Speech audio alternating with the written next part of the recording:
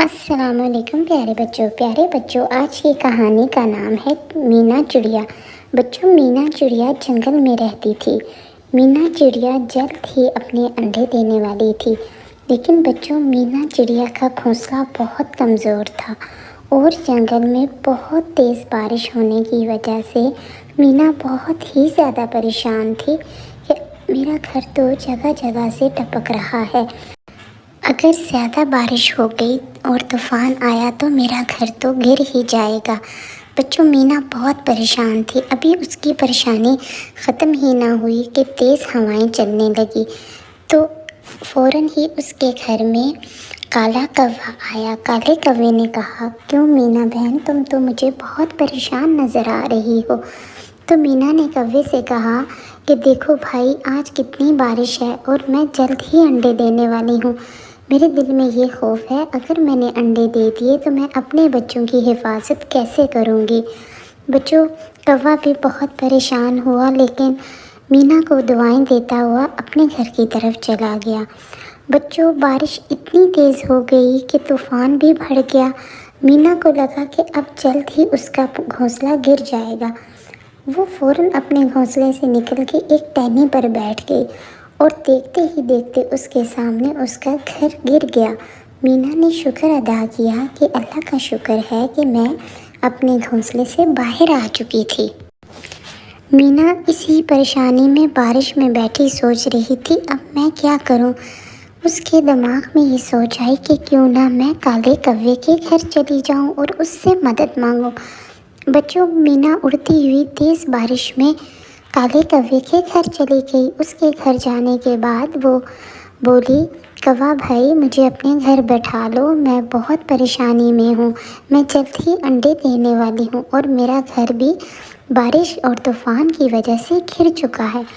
لیکن بچوں، ابھی کالا کوہ کچھ کہنے ہی والا تھا کہ کوی باہر آ گئی تو اس نے کہا، نہیں مینا، یہاں سے چلی جاؤ، میرا تو اپنا گھر اتنا مضبوط نہیں، اگر ہم نے تمہیں بھی بٹھا لیا اپنے گھر تو ہمارا بھی گھونسلہ بارش کی وجہ سے گر جائے گا۔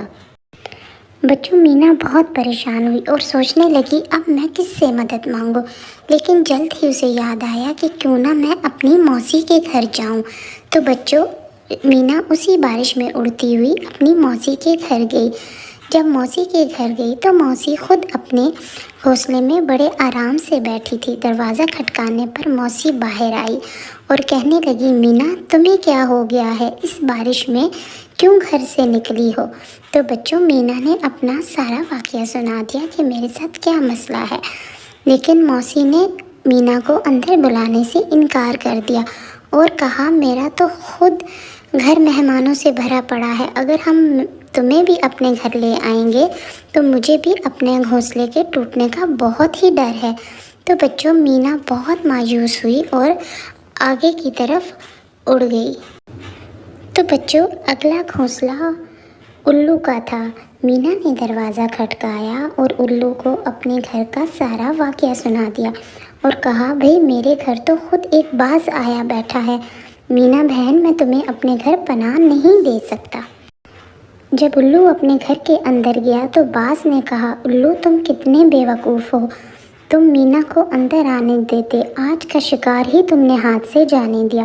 تو بچوں، الو نے کہا کہ باز، کچھ تو حیا کرو، وہ بیچاری تو خود انڈے دینے والی ہے، تم اسے مزید تکلیف مت دو۔ تو بچوں، مینا اسی طرح بارش میں اڑتی اڑتی آگے جاتی رہی تو جلد ہی اسے ایک گھر نظر آیا۔ اس نے کہا، میں دیکھنا چاہتی ہوں کہ یہ کس کا گھر ہے۔ تو بچوں، جب اس نے دروازہ کھٹکایا تو اس گھر سے طوطا نکلا۔ طوطے نے پوچھا، کیا بات ہے چڑیا، تم یہاں اس بارش میں کیا کر رہی ہو؟ تو بچوں، چڑیا نے اپنا پورا قصہ طوطے کو سنایا تو طوطے نے کہا، تم اندر آ جاؤ، باہر بہت بارش ہے۔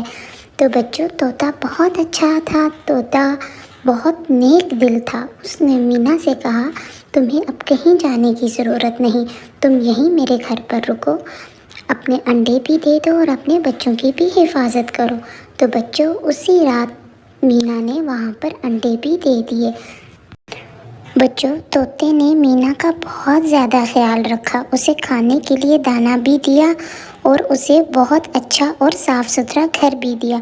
لیکن بچوں، طوطے کے دل میں تھا کہ میں مینا کے لیے جلد ہی ایک گھر تیار کر دیتا ہوں۔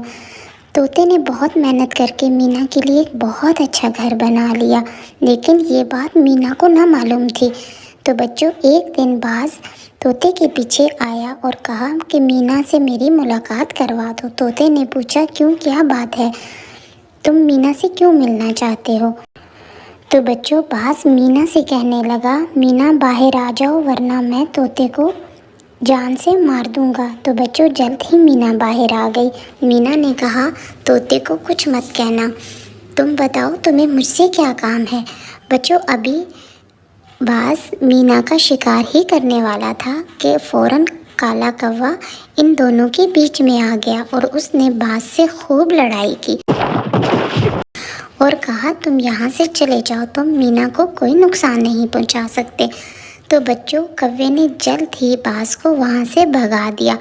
مینا نے کالے کوے کا بہت شکریہ ادا کیا، لیکن بچوں، کالا کوا بہت شرمندہ تھا۔ اس نے مینا سے کہا، مینا، مجھے بہت افسوس ہے کہ میں تمہاری مدد نہیں کر سکا۔ مینا نے کہا، نہیں بھائی، آج تو تمہارا احسان مجھ پر بہت زیادہ ہے، کیونکہ تم نے طوطے کی جان بچائی اور طوطے نے میرے اوپر بہت بڑا احسان کیا ہے۔ میں تمہارا بہت شکریہ ادا کرتی ہوں۔ بچوں، ہم سب کو ایک دوسرے کی ضرور مدد کرنی چاہیے۔ تو بچوں، ہم ملیں گے اگلی نئی ویڈیو میں۔ میرے چینل کو سبسکرائب کر لیجیے گا۔ اللہ حافظ۔